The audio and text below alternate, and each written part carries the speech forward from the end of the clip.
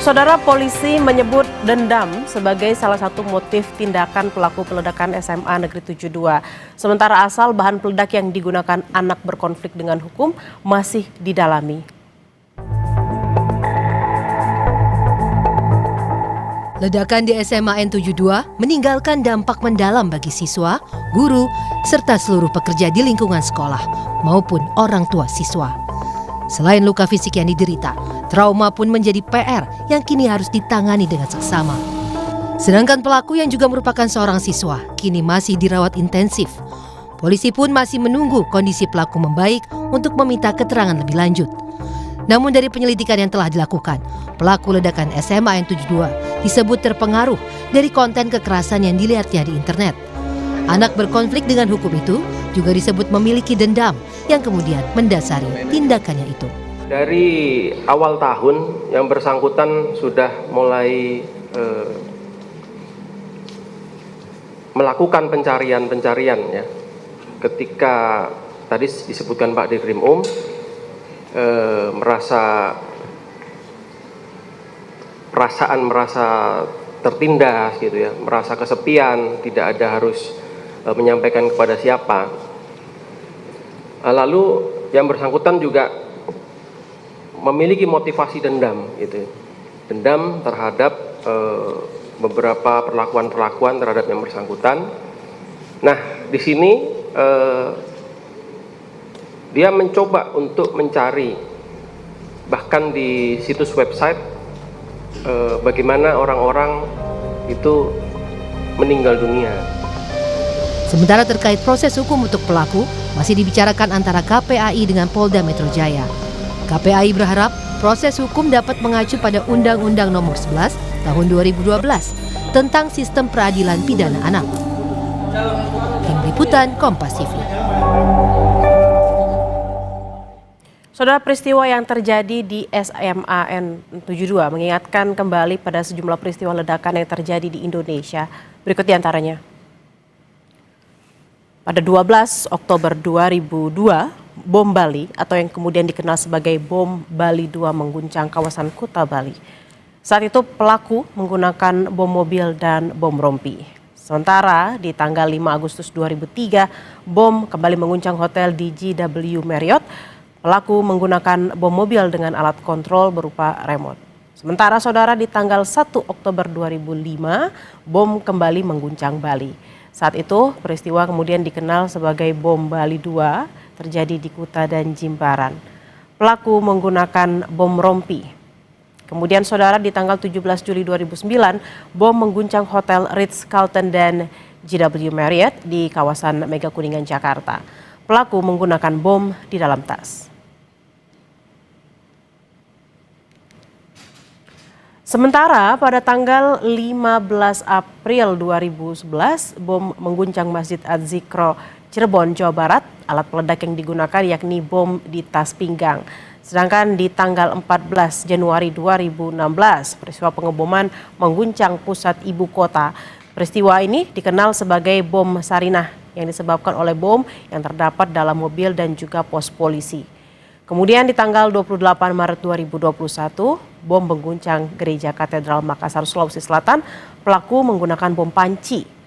Di tanggal 7 Desember 2022, ledakan terjadi di Polsek Astanyar, Bandung, Jawa Barat. Alat yang digunakan juga adalah bom panci.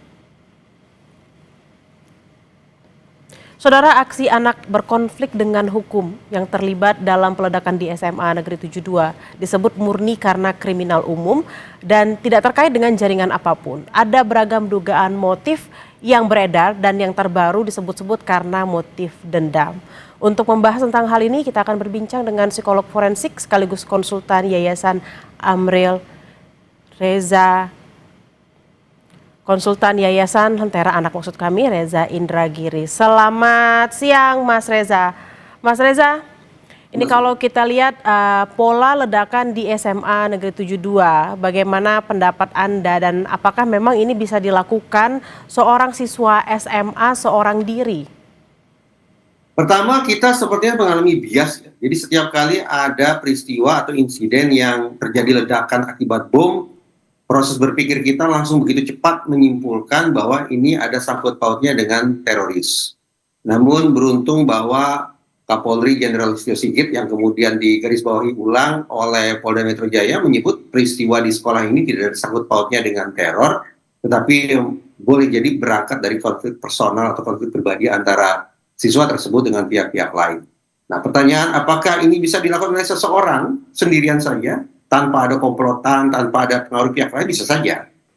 Karena itu kita perlu paham bahwa seseorang untuk menjadi pelaku kejahatan, apa saja jenis kejahatan itu termasuk menggunakan bahan peledak seperti ini, bisa berangkat dari mekanisme belajar sosial. Artinya dia melakukan peniruan. Apa yang disimak, apa yang ditonton, apa yang diberitakan, apa yang diindra, itu bisa saja kemudian mendorong seseorang untuk melakukan perbuatan serupa. Mas Reza, lalu untuk kalau kita lihat ada pola, apakah mungkin dia mengikuti pola-pola yang pernah ada? Apakah memang pernah ada kejadian ledakan bom dengan pola yang sama, terutama menggunakan metode dan bahan peledak yang sama juga? Sampai sekarang sebetulnya saya masih bertanya-tanya, pemilihan waktu jam segitu dan di tempat seperti itu, ini muatannya simbolik atau lebih karena pertimbangan taktik? Kalau kita berspekulasi ada muatan simbolik, maka yang masuk akal pula kalau kemudian kita beranggapan jangan-jangan ada sistem nilai tertentu, ada keyakinan-keyakinan tertentu yang mewarnai alam berpikir murid tersebut sehingga melakukan kejahatan yang sedemikian terencana. Tapi sebaliknya kalau kita memandang ini lebih karena pertimbangan taktik, maka kita memandang bahwa siswa tersebut menjadikan hari tersebut dan di lokasi semacam itu sebagai tempat dia beraksi, lebih karena berangkat dari pemikiran bahwa dengan sekali gebrak akan sekian banyak korban bisa berserak. Berarti memang si anak yang berkonflik dengan hukum ini sudah mempertimbangkan bahwa memang baik itu tadi ada taktiknya atau rencananya, memang sudah difikirkan sehingga akhirnya terjadilah kejadian yang kemarin itu, Mas Reza? Kita tentu bersepakat ini adalah boleh buat kita menyebutnya sebagai kejahatan yang berencana. Walaupun sebetulnya untuk kasus-kasus pidana yang dilakukan oleh anak kita lebih tepat menggunakan istilah kenakalan, tapi dengan bobot yang sedemikian besar tampaknya tidak keliru juga kalau kemudian kita gunakan kata kejahatan. Sekali lagi kejahatan berencana. Cirinya apa? Dalam kejahatan berencana, pelaku sudah mempertimbangkan atau memperhitungkan adanya target, insentif, sumber daya, dan risiko. Perkiraan saya, 4 unsur ini juga sudah masuk dalam kalkulasi ABH tersebut. Sehingga sekali lagi, ini bukan kejahatan spontan, bukan sebuah aksi yang berlangsung sekonyong-konyong, tetapi merupakan aksi yang sifatnya berencana. Salah satu dugaan motif yang beredar dan menjadi perbincangan adalah karena konten kekerasan di internet. Lalu seberapa besar sebenarnya pengaruh antara tontonan terhadap perilaku seseorang, mau itu menonton ataupun mungkin menggunakan game seperti itu, Mas Reza? Tadi saya katakan bahwa ada mekanisme belajar sosial atau peniruan yang kemudian kita anggap bisa saja berlangsung pada diri ABH ini. Itulah menjadi sebuah musabab mengapa dia melakukan tindakan kekerasan sedemikian rupa. Tetapi bagi saya, penjelasan tentang tayangan-tayangan kekerasan tidak memadai untuk menjelaskan duduk persoalan ini secara lebih komprehensif. Karena mari kita bayangkan, ada 1 juta murid yang hari ini menonton konten kekerasan, pasti tidak serta-merta 1 juta murid itu esok hari akan melakukan kekerasan. Jadi di samping faktor eksternal, entah itu media sosial atau apapun namanya, di samping faktor eksternal sesungguhnya ada faktor internal yang sangat berpengaruh, yang sangat dominan, yang sangat menentukan apakah pada akhirnya seseorang yang menonton tayangan kekerasan akan melakukan atau tidak melakukan kekerasan. Nah, sampai hari ini kalau kita berbincang tentang faktor internal yang mungkin berada pada diri ABH tersebut, memang penjelasannya belum mencapai kesepakatan ya menurut saya antar lembaga. Contoh, dari Polda Metro Jaya menyebut ini barangkali bersangkut paut dengan perlakuan yang tidak tepat yang saya bayangkan selaras dengan perkataan Kapolri, ini bersangkut paut dengan perundungan. Sementara kemarin di Sapa Malam Kompas TV sempat saya berbincang dengan salah seorang komisioner KPAI yang menyebut bahwa ini boleh jadi bersangkut paut dengan pola pengasuhan yang tidak adekuat atau tidak optimal. Nah, tinggal lagi bagaimana kemudian kita memposisikan masing-masing faktor tersebut sehingga terbangunlah sebuah narasi yang utuh dan narasi yang otentik sesuai dengan kondisi anak tersebut. Mas Reza, kalau tadi sempat ditekankan bahwa lebih kepada faktor internal, apakah itu dendam karena mungkin perundungan atau mungkin karena pola asuh. Lalu apa dorongan sehingga akhirnya ABH ini kemudian melakukan tindakan meledakan bom di sekolah? Apakah memang bisa melakukan sejauh ini karena rasa sakit hati tadi? Saya selalu berasumsi bahwa korban perundungan tidak hanya mengalami viktimisasi tunggal, tapi dia mengalami viktimisasi majemuk. Viktimisasi pertama bermula ketika dia mendapatkan perlakuan yang katakanlah tidak menyenangkan dari teman-temannya. Berlanjut ketika kemudian anak mencoba mengadukan masalahnya ke sekolah atau ke rumah, justru pihak-pihak yang semestinya memberikan pertolongan justru memberikan ujangan-ujangan yang semakin memojokkan anak. Katakan maafkan saja, tetap mencoba bersabar, terus berteman, waktunya akan mengobati lukamu. Kalimat-kalimat yang terdengar indah itu justru merupakan cerminan viktimisasi kedua yang diterima oleh si anak. Anak kemudian berlanjut mencoba melapor ke polisi karena meyakini bahwa polisi adalah sahabat anak. Namun tanggapan sebagian polisi barangkali justru menolak dengan mengatakan laporan di polisi sudah menumpuk, ini masalah pertemanan biasa, silakan selesaikan masalah Anda sendiri. Tanpa sadar, otoritas penegakan hukum ternyata juga bisa melakukan viktimisasi ketiga. Viktimisasi majemuk membuat anak akhirnya tersadar dan menarik kesimpulan bahwa saya memang hidup sendirian. Saya berhadapan dengan permasalahan ini seorang diri, tidak ada yang bisa memberikan bantuan dan saya pula yang harus menyelesaikannya. Menyelesaikan dengan cara apa?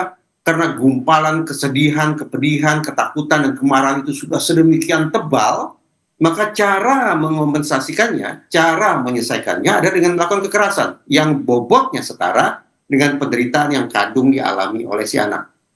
Jadi apakah mungkin seorang anak melakukan kekerasan sedemikian dahsyat? Jawabannya ya, bisa saja. Lalu kemudian terkait dengan bahan-bahan peledak yang kemudian didapatkan, apakah memang ada pengawasan yang kurang di sana atau memang dia memiliki cara-cara tertentu? Oh, saya bisa mungkin membelinya dari toko-toko material kah atau toko online kah? Seperti apa, Mas? Jangan salah kaprah, kita tidak sedang berbincang tentang seorang anak yang katakanlah bodoh atau yang kecerdasannya di bawah. Kesanggupan dia untuk melakukan perbuatan sedemikian rupa, secara getir harus kita akui ini sebetulnya merupakan refleksi dari kecerdasan anak. Namun sayang, kecerdasan itu terbangun lewat proses belajar yang tampaknya tidak begitu tepat. Bahwa alih-alih menyalurkan energi yang dia punya, alih-alih menemukan solusi yang jitu untuk mengatasi persoalannya, dia justru menempuh jalan yang salah, mendapatkan pasokan informasi yang tidak tepat, sehingga melakukan kekerasan sebagai bentuk ekspresi kecerdasan sekaligus sebagai bentuk penyelesaian masalah yang akhirnya dia pilih. Mas Reza, Dari memang Polda Metro Jaya dikatakan bahwa bahan peledak yang dia gunakan tergolong low explosive. Saya bayangkan material untuk pembuatan low explosive relatif bisa didapat di banyak tempat. Mas Reza, lalu memang kita kan berharap tidak ada yang mengikuti, namun kan remaja ini kan masih berkembang seperti itu ya, dia masih mencari jati diri. Agar tidak terjadi lagi di kemudian hari, tidak ada yang mencontoh hal serupa, apa yang harus dilakukan? Kita punya kepentingan dua hal, memunculkan deterrence effect langsung dan deterrence effect tidak langsung. Deterrence effect langsung artinya adalah bagaimana agar anak ini kelak tidak mengulangi perbuatannya, sementara deterrence tidak langsung adalah agar anak-anak lain, murid-murid lain tidak meniru perbuatan serupa. Rumusan untuk memunculkan deterrence effect adalah otoritas penegakan hukum harus bekerja secara cepat dan ajak.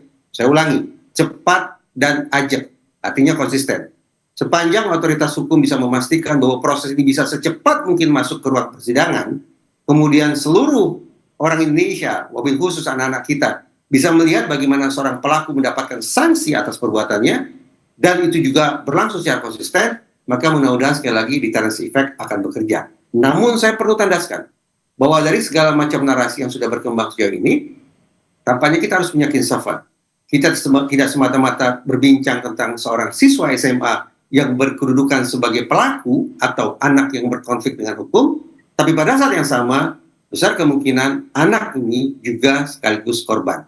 Pertanyaannya, terhadap anak sebagai pelaku, kita akan mintai pertanggungjawabannya secara pidana. Tapi anak sebagai korban, bagaimana negara akan merealisasikan perlindungan khusus kepada dirinya? Baik, terima kasih atas obrolannya di siang hari ini. Reza Indragiri, psikolog forensik dan juga konsultan Yayasan Lentera Anak. Selamat beraktivitas kembali. Terima kasih.